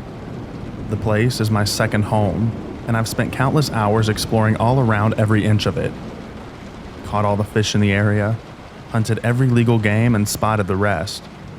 So when I say that I've never had an experience like this, just remember that this was my domain, that I felt comfortable in any weather, at any time, with any equipment, or lack thereof.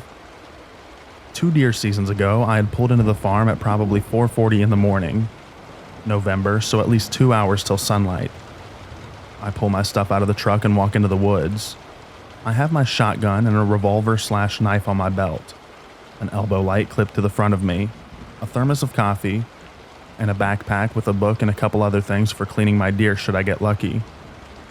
So I walk off the drive and into the woods. The tree stand I'm going to go to is less than a mile away, but through some dense second-growth forest and down a rather steep hill, across some bottoms, then a lung-burning steep climb up to another ridge. I always dread the hike, but it's a good spot, so I often do it. I make it down to the bottoms, slush through the icy muck, and get to climbing. With my flashlight clipped to my chest, I keep needing to physically turn my body to throw the beam around and see trees that I recognize to determine my path. This, of course, always gives the forest a horror movie vibe, even on the best days. The leaves and underbrush are encased in frost, so every one of my steps becomes a solid crunch, no matter how quiet I'm trying to be. This time, though, I noticed there was more noise than usual. Something else was crunching close by, too. I walked about a quarter of the way up the hill, listening to my company the whole time, seeming to stay the same distance away as I moved. Naturally, I think to myself that I'm going to have a quick hunting day, so I plop my butt down next to a tree. Can't shoot till first light, but I'm hoping if I stay really still, that whatever I'm hearing will lounge around until then. So I click my light off, unsling the shotgun, and lay it over my knees to wait. Except, I don't hear anything now. Whatever it was must have been spooked by my flashlight spinning all around as I sat. I still stayed a bit, sipping some coffee to make sure, but give up after 15 minutes or so of dead silence from the forest floor. I probably didn't even make 4 steps before the second moving thing starts again. At this point, I'm still not freaked out. I stay facing the way I am and flip the light off again and sidestep behind a tree. Sure enough, I don't hear anything again. 2 minutes of sitting there frustrated before I start moving again, and my new friend does too. This is when I start to get freaked out, because I worked my way up the hill, stopping to turn and look every so often. When I stopped, the sound would go on for just an infinitesimally longer amount of time than my own steps. Like something seeing me stop and doing its very best to stop before I heard it. This happened no less than 4 times, and by now I'm sweating bullets and freezing cold because I'm sweating bullets in the middle of winter. I abandoned my thermos near a tree so I could hold my flashlight and my revolver at the same time. The last 100 feet or so to my stand was done backwards so that I could be facing the noise and, in theory, keep it from moving. And I didn't hear anything again after that. Got up to my stand and smoked like 5 cigarettes in a row. It gave me a sense of security being up in a tree behind camouflage. Still, I only hunted for like an hour of daylight and went back early. And I wasn't moving slow headed back to the truck, even with the sun shining bright. I haven't told my family about it because they wouldn't believe me. But man, was it freaky. The sound, and when it decided to happen, felt very human, which it likely was, as poachers and trespassers occasionally wander onto our property. Still, ever since then when I go hunting, I am much better about letting people know where I'm going and for how long.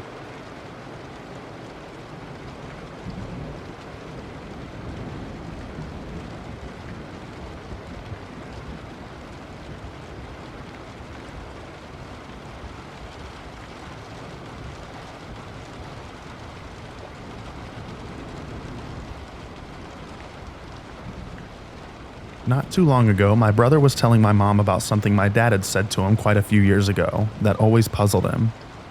My dad passed away over 10 years ago, so I can't ask him about it, and it really bugs me that I can't get more information. My dad loved being in the woods. They were like a second home to him. Whenever we'd take a family trip to the woods, I could ask him what any animal sound was that I heard from an area, and he could tell me exactly what animal was making it, and any other details that I asked about. He grew up on a farm, spent time as a forest ranger working in fire towers, and he enjoyed hunting. So he knew nature pretty well. The woods that we would take family trips to he was very familiar with, as some of the fire towers he worked in were still standing in the area. I think only one tower remains now. My brother said that there was a weekend that my dad decided to take a trip to the woods by himself to do some small game hunting. Not unusual at all for him. The strange part was that my dad came home early. From where we lived at the time, it took 2.5 hours and sometimes longer depending on traffic to get to the woods that he liked. He didn't spend the night, even though he had brought everything he needed to camp for 2 nights. Both my mom and my brother remember him coming home early. Only my dad never mentioned why to my mom, and only let it slip to my brother once. My dad told my brother that he heard something make a sound in the woods. A sound that he had never heard in all his life. He knew it wasn't from any of the animals in those woods. The sound made him pack up and head home during the night. My brother tried to press him for more details, but he quickly changed the subject and never wanted to discuss it again. He never described what type of sound it was. He just said that it wasn't from any of the animals that inhabited those woods. My dad was never easily spooked, especially by nature. Whatever he heard, we have no idea, but it sure got to him good. And it eats at me that I can't ask him about it. I really want more details. My brothers still take trips to those woods, and they've never heard anything out of the ordinary while out there.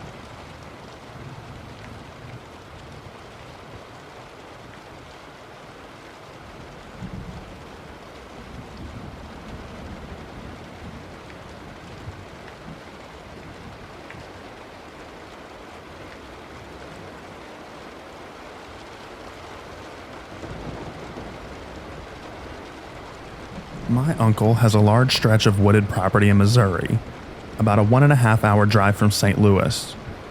He has a cabin, a small man-made lake, and trails throughout the woods.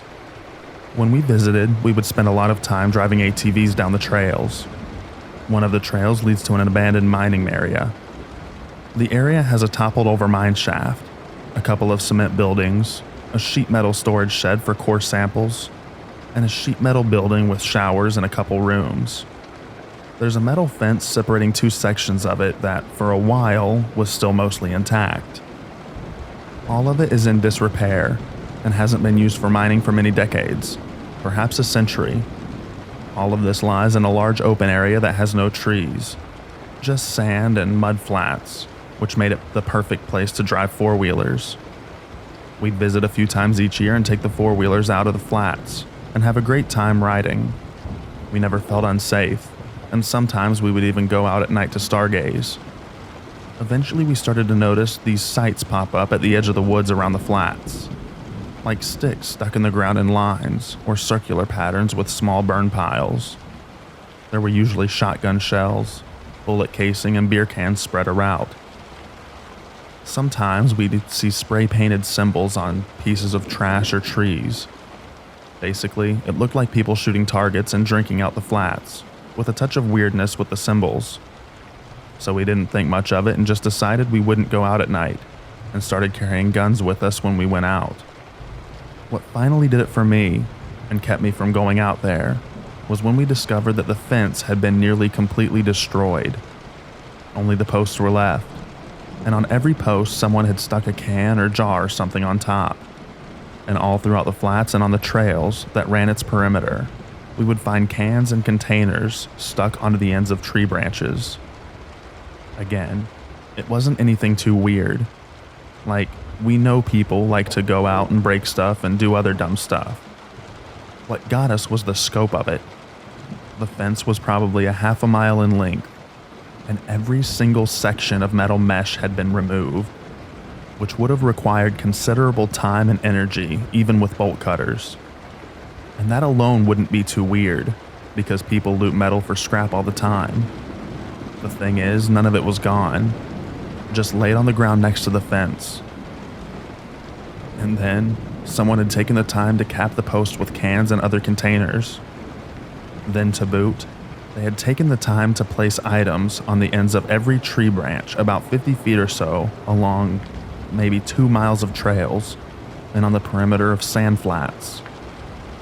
That was the last time I went out there. It's been 10 years and I've moved states and have limited contact with that part of my family, so I don't know if anything else has happened. So nothing paranormal, just some weird human activity out in the backwoods of Missouri. It doesn't look the same as it did 10 years ago. It looks like a company has moved in and is developing the area.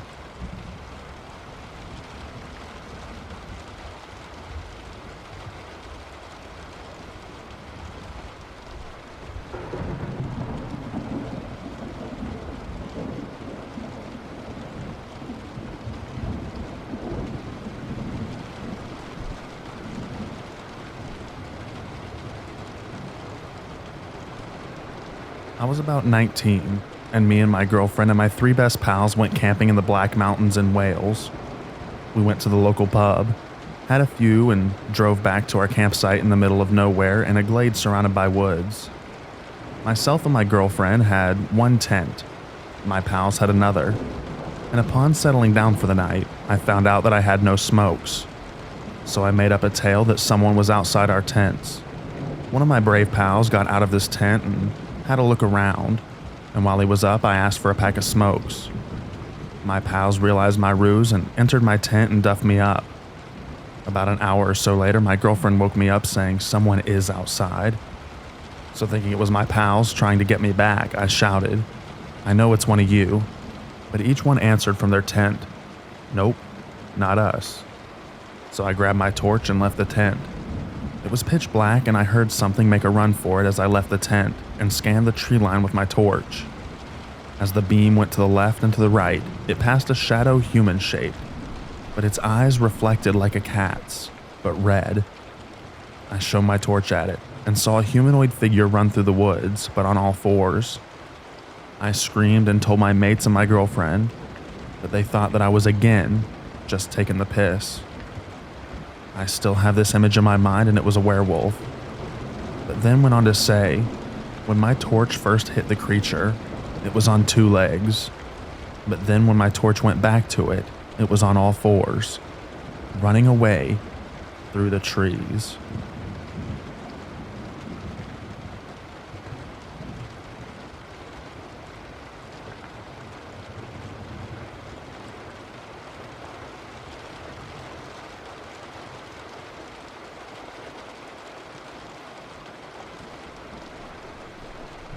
Thank you so much for listening to the end of this video. And thank you so much to our channel members. Thank you so much to Ginger Beer, True to You Presets, Inner Scare Wifey, Emily Tippins, Adam Wagner, Miss Janet 64, Derek Slink, Helga Andreas, Michael Smith, Burberry's Fables, Samantha Scotton, Glenda's Voiceover Projects, Maxine Gentile, Sad Fish, Inner Scare Wifey Simp, Pilot, Vanita Tillman, Sarah Rodriguez, Shane Wilson, Sarah Wood, Jacob Ryumi, Claire, Sherry Uchel, Zane Loggins, Martha APS, Hail Mary, Carrie Morris, Crystal, Jado, Chili MC, Snowing Wine Drops, Tina Mead, Taylor Ruist, Casey Brown, Caroline Hawksworth, Eric Donter, The Grim Reaper's Nightmare, Tangela Young, Miss Cannabis, Anon Q, Mathematica, Christy Goodall, Skincrawler, Ruby Wilson, Jennifer Moyer, Modern, Sonic the Hedgehog, Cappy Karma, and Paul Reese. Thank you all so much for being channel members. And again, thank you all so much for watching to the end of this video. Please make sure that you like, comment, and subscribe. Have an excellent night, everybody. Good night.